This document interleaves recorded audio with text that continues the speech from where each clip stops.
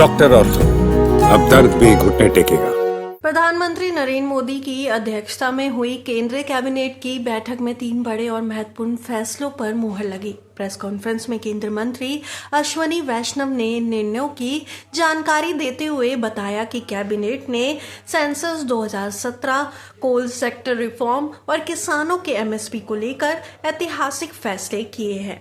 केंद्रीय मंत्री अश्विनी वैष्णव ने घोषणा की कि 2027 की जनगणना देश के इतिहास की पहली डिजिटल सेंसस होगी। इसके लिए केंद्र सरकार ने 11,718 करोड़ रुपए का विशाल बजट मंजूर किया है। उन्होंने बताया कि सेंसस का डिजिटल डिजाइन डेटा सुरक्षा को प्राथमिकता देता है ताकि नागरिकों की जानकारी सुरक्षित रहे। डिजिटल जनगणना 2 चरणों में की जाएगी। पहला चरण 1 अप्रैल 2026 से सितंबर 2026 हाउस लिस्टिंग और हाउसिंग सेंसस। दूसरा चरण फरवरी 2027 में होगा, जिसमें जनसंख्या गणना पर ध्यान दिया जाएगा। पहली बार जनगणना में डेटा कलेक्शन एक मोबाइल एप्लीकेशन के माध्यम से किया जाएगा। ये ऐप हिंदी, अंग्रेजी समेत कई क्षेत्रीय भाषाओं में उपलब्ध होगा, जिससे देश भर के लोगों के लिए इसे उपयोग करना आसान होगा। डिजिटल सेंसस को लेकर एक गजट नोटिफिकेशन जारी किया जाएगा। मंत्री वैष्णव ने स्पष्ट किया कि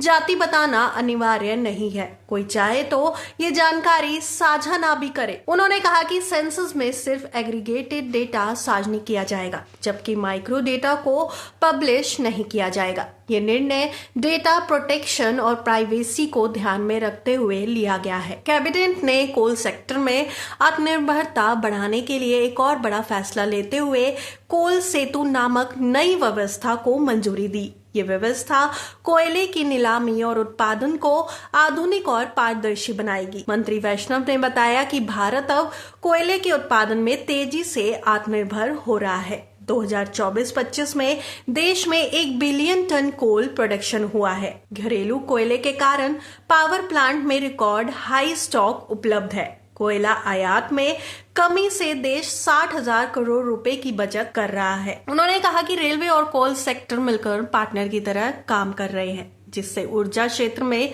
सप्लाई चेन बेहद मजबूत हुई है। केंद्र सरकार ने किसानों को राहत देते हुए कोपरा के एमएसपी में वृद्धि को मंजूरी दी है। मंत्री अश्विनी वैष्णव ने कहा कि 2026 के लिए पिसाई वाले कोपरा का एमएसपी 12,027 प्रति क्विंटल रहेगा। बॉल कोपरा का एमएसपी 12,500 प्रति क्विंटल। इस खरीद के लिए NAFED और NCCF को नोडल एजेंसियां बनाया गया है। इसका उद्देश्य किसानों को उनकी फसल का उचित मूल्य दिलाना और तेलहन उत्पादन को बढ़ावा देना है। केंद्र सरकार के इन निर्णयों को आर्थिक, सामाजिक और प्रशासनिक दृष्टि से बेहद महत्वपूर्ण माना जा रहा है। डिजिटल सेंसस से भारत की जनगणना प्रक्रिया दुनिया के विकसित देशों की बराबरी पर पहुंच जाएगी। डेटा सुरक्षा को प्राथमिकता देना नागरिकों की गोपनीयता के लिए सकारात्मक कदम है। कोल सेतु व्यवस्था भारत को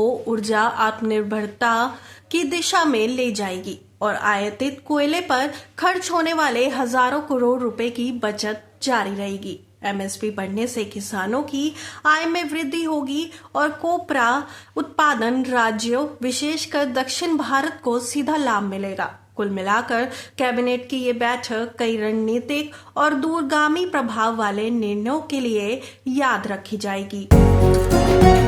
डॉक्टर ऑर्थो, अब दर्द भी घुटने टेकेगा।